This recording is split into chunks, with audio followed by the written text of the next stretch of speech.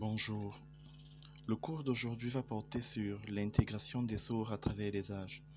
Alors, on va commencer d'abord par se demander qu'est-ce que l'intégration? Alors, on pourrait d'abord définir l'intégration comme un mode d'attachement des membres à une société, un lien fort de solidarité entre les membres d'un groupe lié au degré de leur appartenance. Euh, pour le dire autrement, en fait, l'intégration renvoie au fait qu'un élément d'un groupe appartient à ce groupe et fasse corps avec ce groupe-là. Généralement, on va parler. Généralement, la problématique de l'intégration se pose pour les éléments qui sont dans le groupe mais qui viennent de l'extérieur.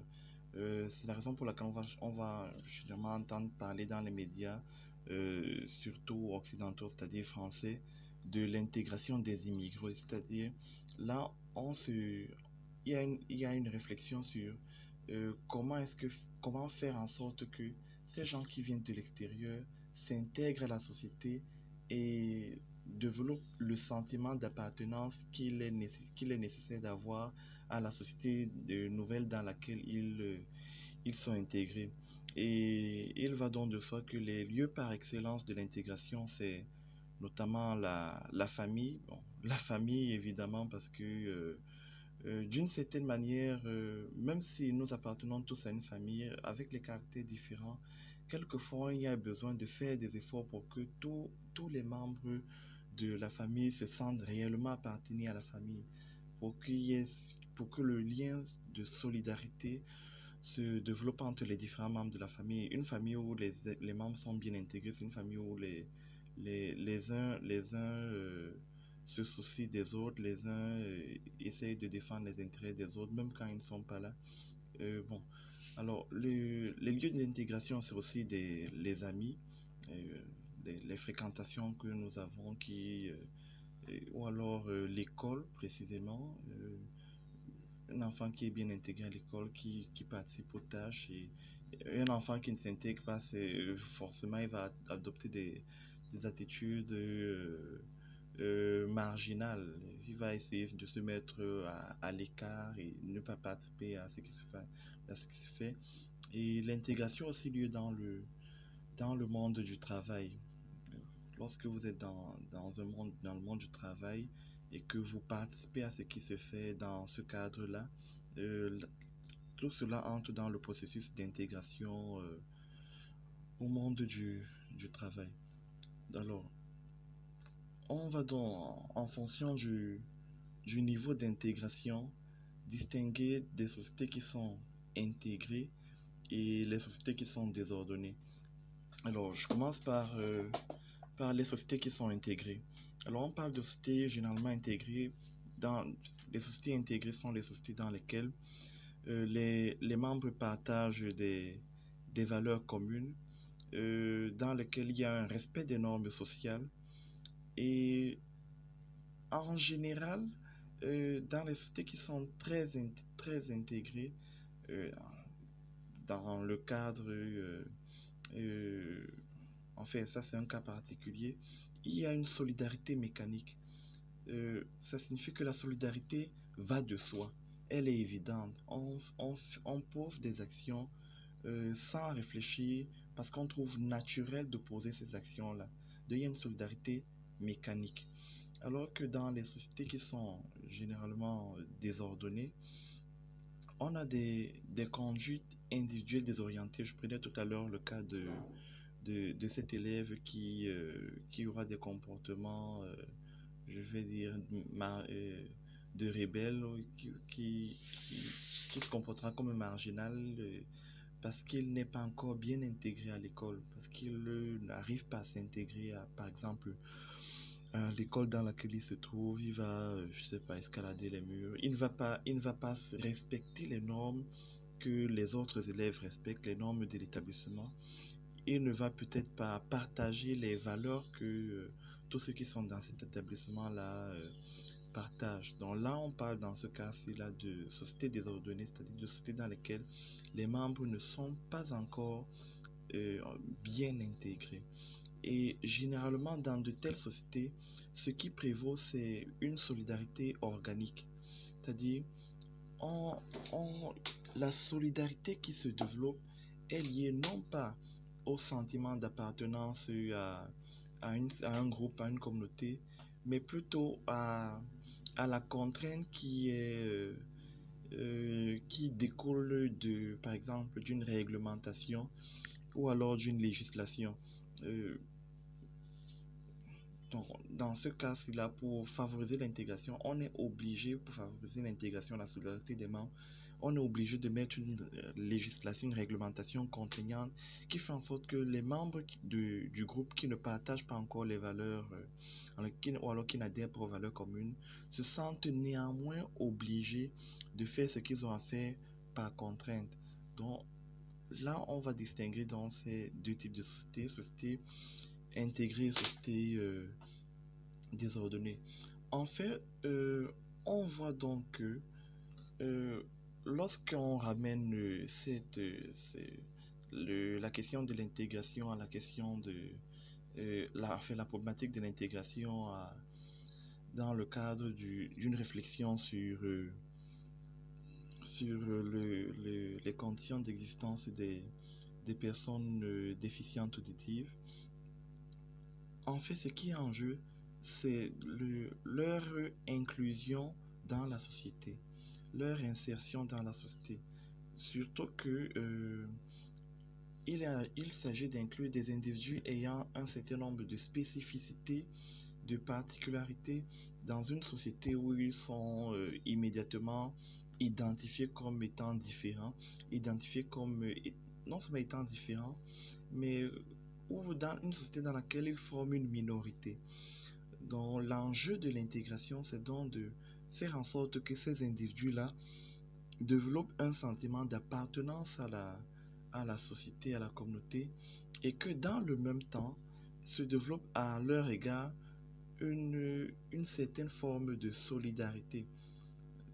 Alors, je commencerai par, puisqu'il s'agit de réfléchir aujourd'hui sur l'intégration à travers les âges, je vais dire déjà immédiatement que euh, la question de l'intégration, en fait, le véritable point marquant de l'action du processus d'intégration, c'est au congrès de Milan.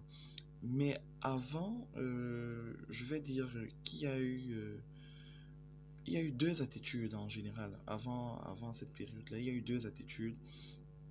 Et on va dire que ces attitudes-là sont, je vais dire, bien marquées. Euh, Disons que, pour commencer, il n'y a pas eu réellement de réflexion sur l'intégration euh, avant, je vais dire, les années 1700. Il n'y a pas vraiment eu de réflexion sur cette question-là. Au contraire, avant cette période-là, on a eu deux attitudes. D'abord, dans l'Antiquité, on a eu la discrimination et l'exclusion des sourds. Ne pas avoir, ne pas avoir de capacité d'entendre la parole, de participer au débat, ne pas avoir la capacité de participer au débat, excluait systématiquement les individus de la société. On pensait qu'ils étaient automatiquement mis à la marge, que la nature ou alors les dieux eux-mêmes se chargeaient de les mettre à l'écart. Ce qui fait qu'en général, il n'y avait pas déjà de raison de réfléchir sur l'intégration de ces individus dans la société. Euh, L'autre attitude qu'on trouve en revanche, c'est celle qui est au Moyen Âge, où l'intégration se fait de manière mécanique au sein de la structure sociale. Et cette intégration-là est liée notamment à la famille, aux liens familiaux, ou alors à la filiation religieuse commune. Alors, qu'est-ce que ça veut dire? Ce qui se passe dans le Moyen Âge, c'est que les sourds sont immédiatement perçus comme étant membres de la société. comme étant membres de la société, on ne ressent pas un besoin particulier de les intégrer parce qu'on considère que déjà à l'intérieur des familles, on considère qu'ils sont des membres de la famille, ils sont respectés pour ça. Mais la véritable, ce qui participe même en réalité à l'intégration des sourds, à la solidarité à leur égard, c'est le sentiment de filiation religieuse. On considère que ce sont des hommes que même lorsqu'ils utilisent le langage des signes, ils utilisent un langage comme les autres et que ce sont des enfants de Dieu. Et à ce titre, on ne les regarde pas comme étant des individus qui sont situés à la marge de la société. Euh, Ce qui est une chose qui facilite encore leur intégration, c'est le fait que la structure de l'emploi, la structure professionnelle de l'époque leur permet d'avoir un certain nombre de, d'emplois, de travail manuel. Euh, pour être, par exemple, euh, pour être, par exemple, cordonnier, et vous n'avez pas besoin absolument de maîtriser la langue. Donc, il y avait un certain nombre de métiers que les personnes déficientes auditives pouvaient pratiquer afin de gagner leur vie et de mener une vie décente. Donc, toutes ces conditions-là ont fait en sorte que pendant le Moyen Âge, il n'y a pas réellement eu de réflexion sur l'intégration des sourds. Alors, la réflexion sur l'intégration des sourds commence réellement au XVIIIe siècle. Et c'est là où on voit cette réflexion-là émerger, au siècle des Lumières. Alors, cette réflexion-là naît déjà avec le besoin de scolarisation des enfants. Certes, il y avait une scolarisation enfin, les débuts de l'école, c'est dans le Moyen Âge. Enfin, les débuts de la vulgarisation de l'école, c'est dans le Moyen Âge. Mais jusque-là encore, cette école est pour une infime minorité. Or, dans le XVIIIe siècle, l'école se démocratise et l'école devient un vecteur de développement. Il faut avoir été à l'école pour avoir les connaissances qui vous permettront ensuite d'avoir un travail, d'avoir des connaissances qui vous permettent d'être dans les entreprises, puisque là, c'est déjà le développement d'une bourgeoisie capitaliste. Et on cherche donc des gens qui ont quelques connaissances et qui pourront ainsi être recrutés. Mais aussi, ceux qui ont des connaissances peuvent occuper des emplois administratifs ou légaux. Donc, dès ce moment-là, il y a déjà une nécessité de mettre en place des structures, des mécanismes qui permettront aux sourds d'être éduqués pour s'intégrer à cette nouvelle société qui se met en place. C'est la raison pour laquelle c'est à cette époque-là, au XVIIIe siècle, qu'on voit se développer plusieurs réflexions. On l'a évoqué la dernière fois sur la pédagogie des sourds avec l'abbé de l'Épée et Rodrigue Pereire.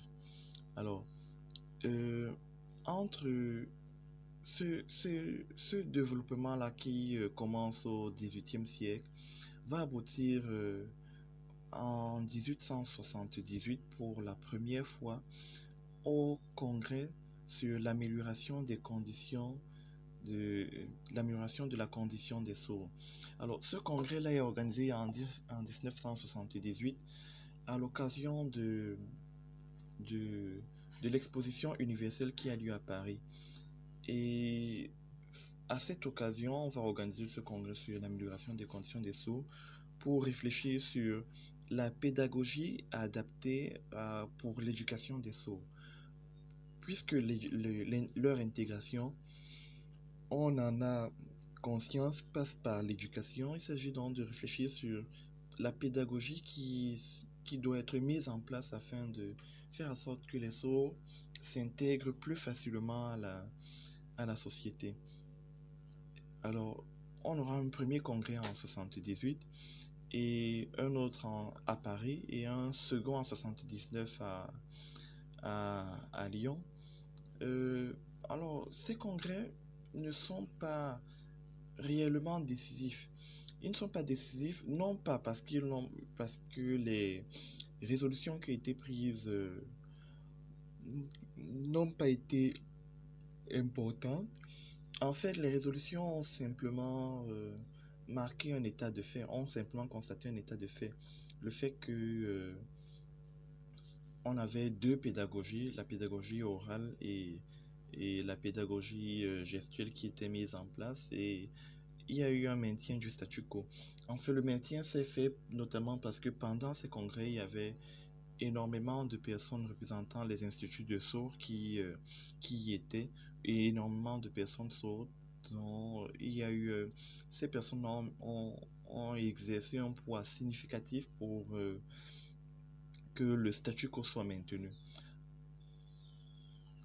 En, mais donc, il y avait donc une volonté des congressistes. Et en fait, le but du congrès, déjà, c'était d'influencer les politiques et les politiques qui étaient mises en place euh, pour l'éducation des sourds. Mais le véritable tournant aussi au niveau de ces politiques qui étaient mises en place pour l'éducation des sourds a lieu au congrès de Milan de 1980. Là, on a le processus d'intégration qui connaît un premier réel tournant avec ce congrès-là. Alors, on a au cours de ce congrès l'adoption de 8 résolutions non contraignantes et la plupart de ces, la plupart de ces résolutions préconisent l'adoption de la méthode orale pour l'éducation des sourds en vue de mieux les intégrer à la société qui est en grande majorité entendante et parlante. Donc là, on a réellement une volonté d'intégrer les sourds, mais cette volonté de les intégrer est une volonté assez particulière puisqu'il s'agit de les intégrer ici là par assimilation. Donc en fait, dès 1880, ce sont les sourds qui doivent faire l'effort de s'intégrer à la société, à la société des personnes qui entendent et qui pour la plupart entendent et parlent. Bah alors, on verra, on va parcourir quelques-unes de ces, euh, ré- de ces résolutions pour voir comment est-ce qu'on compte mettre en place cette intégration-là de ces résolutions. Si on prend par exemple la résolution 6, cette résolution affirme, considérant que l'enseignement des sourds parlants par la méthode purement orale doit ressembler le plus possible à celle de ceux qui entendent et parlent, déclare que le moyen le plus naturel et efficace par lequel les sourds parlants peuvent acquérir la connaissance du langage est la méthode intuitive, à savoir celle qui consiste d'abord à présenter la parole, puis par écrit les objets et les faits qui sont placés devant les yeux des élèves. Que par la première, le sourd muet doit être conduit à l'observation des formes grammaticales par des exemples et des exercices. Donc là, on préconise dans ce cadre-ci en particulier pour ceux qui sont sourds mais qui parlent de les amener à obtenir la connaissance du langage en utilisant la méthode orale et en leur montrant des objets et en les amenant à produire le son qui correspond à l'objet. Donc, ils vont s'entraîner à produire ce son-là, à savoir quelle est la bonne élocution à produire en présence de tel objet et ainsi ils vont acquérir le langage à peu près ils vont acquérir le langage à peu près de la même manière que le font les personnes entendantes. Et on préconise, ce qui est intéressant, c'est de voir, c'est qu'on préconise cette manière cette méthode, cette pédagogie, autant pour le sourd parlant que pour le sourd muet. Et on considère même que une autre chose aussi particulière, c'est que cette pédagogie-là doit permettre aux sourds en général de, de- d'acquérir la connaissance des formes grammaticales, pas seulement de parler, mais de savoir parler, de parler en respectant les règles grammaticales. Donc là, il est vraiment question d'amener les sourds à s'intégrer, à utiliser la langue tout, que la société parle, cette langue-là avec ses règles, avec ses diverses particularités. Alors, si on regarde la résolution 4, on dit, considérant les résultats obtenus par les nombreuses enquêtes menées sur les sourds et muets de tout âge et de toutes conditions, après qu'ils ont quitté l'école, déclare que les sourds et muets instruits par la méthode purement orale n'oublient pas, après avoir quitté l'école, la connaissance qu'ils y ont acquise, mais la développent encore plus par la conservation et la lecture qui ont été rendues si faciles pour eux que dans leur conversation avec les personnes parlantes, ils font un usage exclusif de la parole, que la parole et la lecture labiale, loin de se perdre, se développent avec la pratique. Alors, euh, ce qu'on voit ici, c'est que on va dire que les congressistes euh, soutiennent ou alors constatent que, en fait, oui, ils soutiennent, je préfère dire ça comme ça, ils soutiennent que les personnes sourdes qui ont, euh, qui ont été formées à la pédagogie orale et qui ont acquis la connaissance du langage ne vont pas oublier cette connaissance-là une fois qu'ils sont sortis du circuit éducatif. Au contraire, disent-ils, ils vont continuer d'utiliser le langage pour converser avec les autres, pour interagir avec les autres. Et c'est donc à travers le langage parlé qu'ils vont s'intégrer à la société. Et ils le soutiennent, ils soutiennent à plus forte raison que non seulement ils n'oublient pas, mais ils vont arrêter de faire l'usage de la langue des signes et qu'ils vont continuer de développer le langage, d'enrichir même le langage par la pratique. Bon, alors c'est une résolution un peu surprenante quand on sait que pour enrichir le langage, on a besoin d'entendre les mots et de les comprendre dans de nouveaux contextes.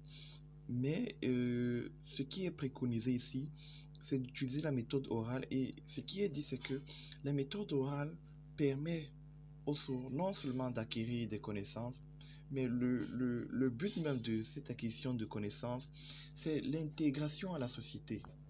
Et pour les personnes les personnes qui ont participé à ce congrès, s'intégrer à la société devait se faire via le langage parlé. Parce que ce langage parlé allait permettre aux sourds de se fondre. Parce que là, on est vraiment dans l'intégration par l'assimilation. Il s'agissait pour les sourds de se fondre dans la société, d'adopter des comportements qui sont ceux de l'ensemble des membres de la majorité de la société. Alors, je prendrai une autre résolution ici qui est aussi intéressante. On dit, considérant qu'un grand nombre de sourds et de muets ne reçoivent pas les bénéfices de l'instruction et que cette situation est due à l'impuissance des familles et des institutions, recommande que les gouvernements prennent les mesures nécessaires pour que tous les sourds et les muets soient éduqués. Donc, ce qui est intéressant avec cette résolution, tout de même, c'est déjà de constater la prise de conscience de la nécessité de mettre l'éducation des sourds et muets à la charge de l'État, d'appeler les gouvernements à investir dans des structures qui permettent aux sourds de s'intégrer à la société. Parce que avant, cette intégration ne pouvait être autre que mécanique. Or, il est désormais demandé au gouvernement de mettre en place les mesures qui consolident de manière organique l'intégration des Sourds. Donc, il ne s'agissait pas uniquement pour ces congressistes-là, et je l'ai précisé, de dire quelle était la pédagogie, mais aussi d'influencer les politiques publiques à l'égard à l'égard des personnes sourdes. Bon, alors, il est intéressant de jeter un coup d'œil ici sur les motivations de cette orientation qui est donnée à, à cette forme d'intégration, à cette intégration par assimilation. Certes, les résolutions de ce congrès ne sont pas contraignantes, mais plusieurs États ont adopté des politiques en s'inspirant des résolutions de ce congrès. On a notamment la France et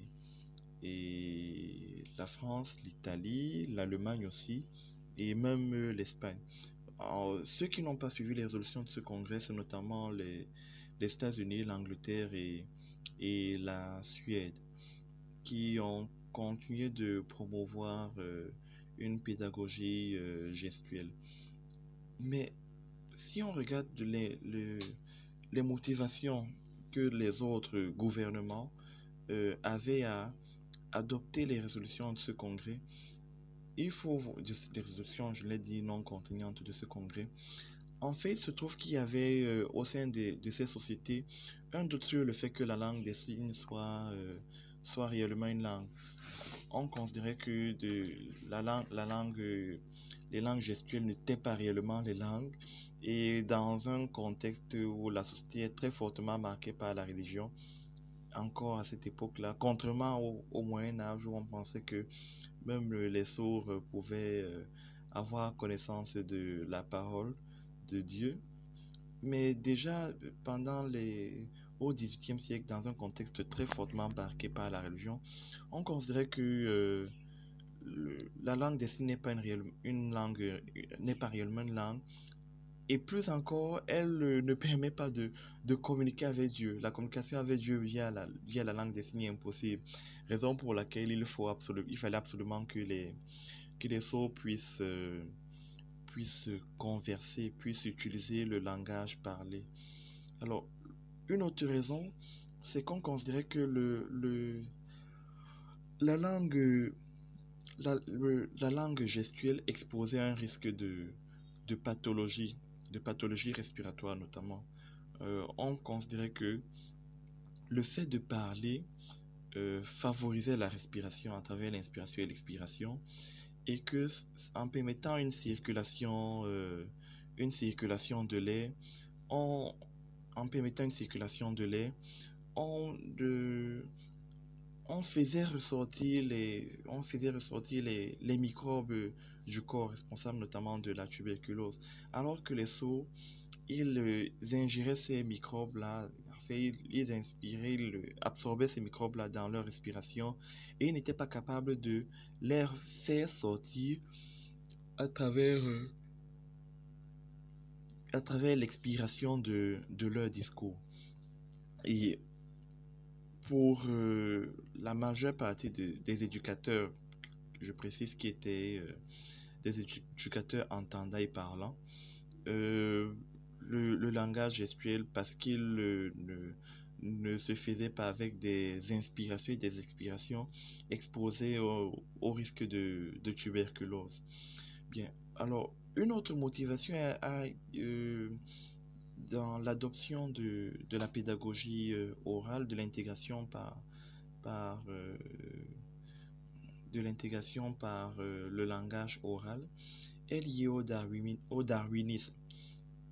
En fait, il faut savoir que dans le moment où on commence, c'est-à-dire au XVIIIe siècle, on commence la réflexion sur l'éducation et l'intégration des sourds, on a connaissance des théories de Darwin sur l'évolution des espèces. Alors, à ce moment-là, les personnes qui ne bénéficient pas de la totalité de leur sens sont un peu vues comme des personnes dont l'évolution n'a pas été complète. dont l'évolution n'est pas totale, comme des personnes qui possèdent donc un manque, qui possèdent un manque, et ça va conduire à faire de, de, de la surdité une pathologie, une situation de manque, une situation qui demande d'être soigné, d'être traité, et qui demande une intervention pour compléter le manque qui a été observé. Alors, dernière motivation, euh, avant le congrès de 1880, il se développe énormément de pédagogie en fonction du type de surdité. Et ce foisonnement de pédagogie va faire en sorte que les gouvernements s'inquiètent de, de ce que les enfants ne soient pas formés de la même manière, de ce qu'il n'y ait pas une unité, une uniformisation de la formation. Plus encore, ils s'inquiètent aussi de ce que les différentes pédagogies différenciées conduisent en réalité à la ségrégation, à ce que les enfants, en fonction de leurs difficultés ou de leur handicap, restent au sein de leur communauté et s'intègrent non pas à la société mais à leur communauté particulière. Donc on va donc voir la différenciation comme une forme de ségrégation, une forme de mise à l'écart. Et le but des gouvernants, en suivant les résolutions du congrès de Milan, sera donc de lutter contre la ségrégation en insérant, en insérant les personnes, en insérant les personnes sourdes dans dans les classes ordinaires, en les intégrant dans des classes ordinaires. C'est en essayant d'apporter une aide pour remonter le niveau pour qu'ils puissent s'intégrer dans des classes au niveau où ils doivent être. Bien. Alors, il faut quand même dire que cette intégration par l'assimilation a été progressivement adoptée un siècle après. Et ce changement de cap est lié aux contre-effets de cette intégration par l'assimilation. On peut notamment parler du développement de la dimension pathologique de la surdité. Alors, pendant longtemps, on va considérer que les personnes sourdes sont des personnes malades et sur lesquelles il faut intervenir. Et cette vision pathologique de la surdité, plutôt que d'intégrer les personnes sourdes, vont plutôt accentuer comment je vais dire, vont plutôt accentuer le fait qu'ils sont différents, le fait qu'ils ont des difficultés à s'intégrer à la société, le fait ils ont de la peine à s'intégrer, puisque on va voir immédiatement qu'il y a quelque chose qui leur manque, qu'ils sont malades, des malades qui ont besoin d'être soignés. Et ça va, deuxièmement, en mettre l'effort de l'intégration sur le sourd, avec pour conséquence que c'est lui qui va être perçu comme celui qui est anormal, celui qui a besoin d'être normalisé, de suivre la norme de la société, de suivre la norme de la société. Et de facto, ça va entraîner l'exclusion des sourds de certaines sphères de la société. J'aurais pu parler de la sphère du travail, mais je vais surtout parler de la sphère des médias parce que dans une société où euh, c'est le sourd qui doit s'adapter, alors il n'y aura pas une réflexion sur, puisque là c'est dans ces années 70-80 que les premiers médias apparaissent, il n'y aura pas une réflexion sur comment est-ce qu'on fait pour communiquer des informations avec les personnes sourdes ou malentendantes. Donc on voit déjà que là, les personnes sourdes commencent à être exclues de certaines sphères. Je vais parler notamment de la sphère de la communication via les médias. Mais on peut aussi parler de la sphère du travail où il y a réellement des difficultés. Si des personnes sourdes. Et on a évoqué la dernière fois le fait que la méthode orale n'était pas très efficace. Mais si des personnes sourdes n'arrivent pas à, à s'approprier le langage oral, on voit difficilement comment ils peuvent, par exemple, trouver un emploi alors que la charge de l'intégration, de l'adaptation pèse sur eux et non sur les personnes entendantes de la société. Alors, cela va donc conduire dans les années 80 à ce qu'on a appelé le réveil sourd, au développement des revendications sur l'identité spécifique et sur les droits spécifiques des personnes sourdes. Alors, il faut noter que euh, c'est- il s'agit d'un mouvement qui se développe dans les années 1980, en, qui se développe d'abord dans les pays anglo-saxons, puisque c'est eux qui ont continué de promouvoir la pédagogie gestuelle. Et c'est dans ces pays-là qu'il y a des revendications, que se développent les premières revendications de minorités. Mais cette revendication d'une culture, d'une identité et de droits spécifiques pour les sourds sont aussi liés à la personnalité et au travail d'un linguiste. Il s'agit notamment de William Stokely. Alors, il s'agit d'un linguiste qui était entendant, je précise, entendant et parlant, mais il s'est intéressé enfin, il était prof d'anglais, je vais le dire même, mais il est arrivé dans la plus grande université pour personnes sourdes, l'université Gallaudet, la toute première et la plus grande. Et c'est dans l'université Gallaudet où il est prof d'anglais, où il va commencer à s'intéresser à la langue des signes. Il va essayer il va l'étudier pendant un certain nombre d'années et il va produire ensuite des travaux qui vont permettre d'établir que la langue des signes est une langue comme les autres, avec un vocabulaire, avec une structure, des structures grammaticales, avec une syntaxe. Donc, ça va permettre de reconnaître le statut de langue comme les autres à la langue des signes. Et ça va permettre une meilleure compréhension. Et puisqu'on reconnaît donc que la langue des signes est une langue comme les autres, évidemment, reconnaître la langue des signes est une langue comme les autres permet de reconnaître aussi, de reconnaître et d'accepter son usage au sein de la société. De reconnaître que les personnes sourdes ont le droit de l'utiliser au sein de la société. Alors, à ce moment aussi, et cela est toujours lié au réveil sourd, on a une nouvelle compréhension de la surdité. On insiste plus sur la dimension environnementale de la situation du handicap.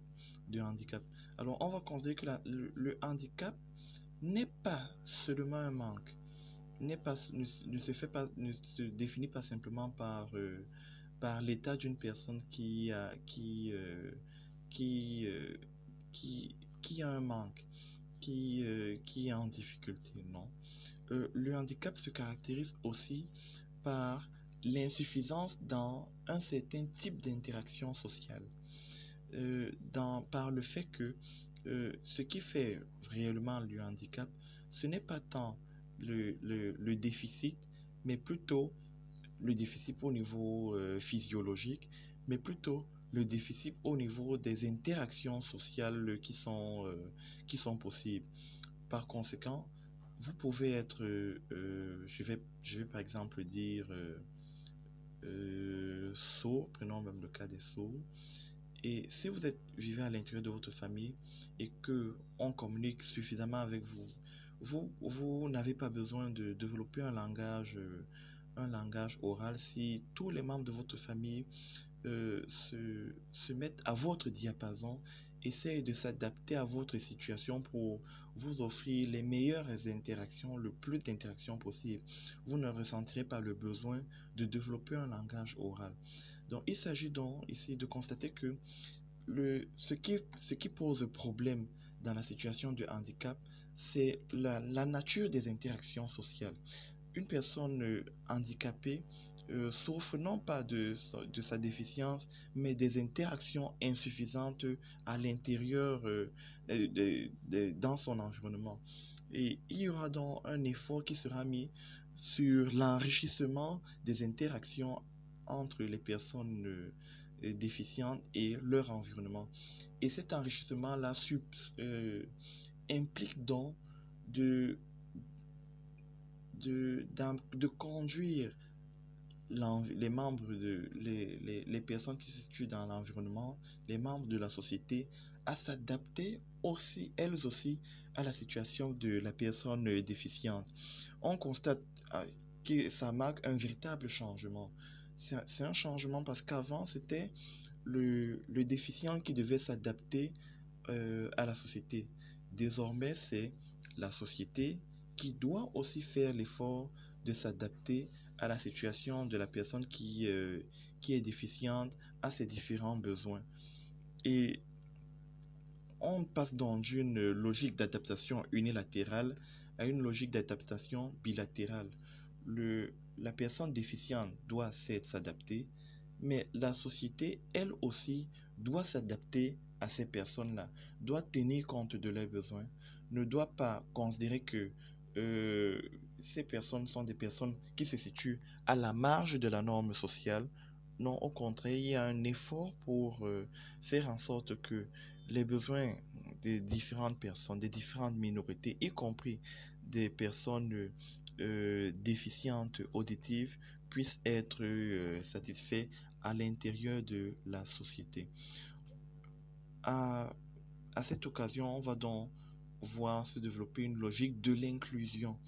Alors, on va développer des mécanismes d'inclusion, on va développer une intégration par inclusion.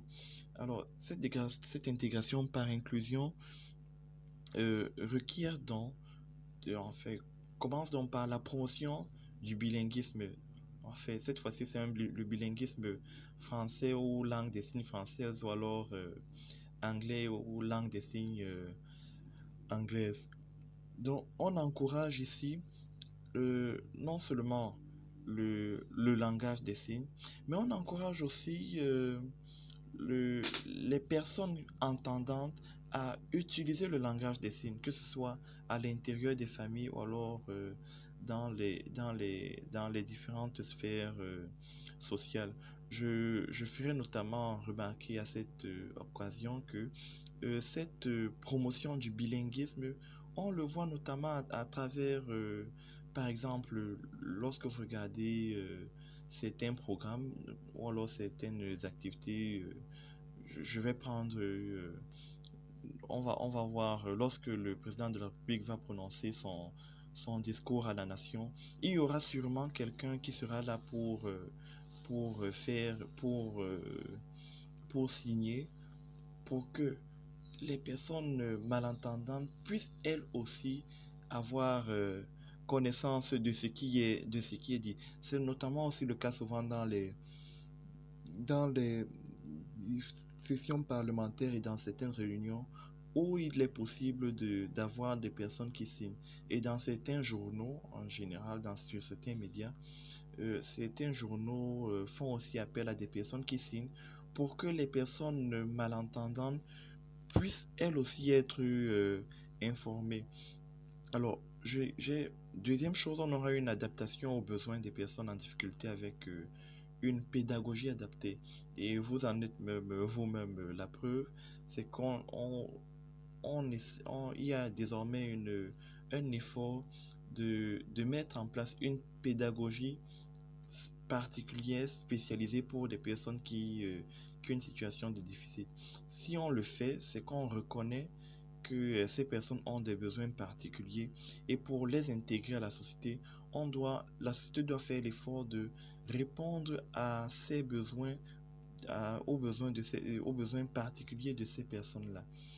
Et troisième élément qui montre qu'on est désormais dans une logique de l'intégration par l'inclusion, par une prise en compte des besoins particuliers des personnes malentendantes, on aura une production de contenu, euh, par exemple en audio description, c'est-à-dire euh, pour les personnes qui sont malentendantes, on va désormais donner la possibilité, par exemple sur une chaîne, sur des médias, sur des télés, de, lorsque le média doit communiquer un son, on donne désormais la possibilité de, de décrire ce qui est dit, de- d'écrire ce qui est dit et de décrire ce qui se passe, de telle sorte que la personne malentendante ou la personne déficiente auditive en général peut lire ce que les personnes qui communiquent se disent.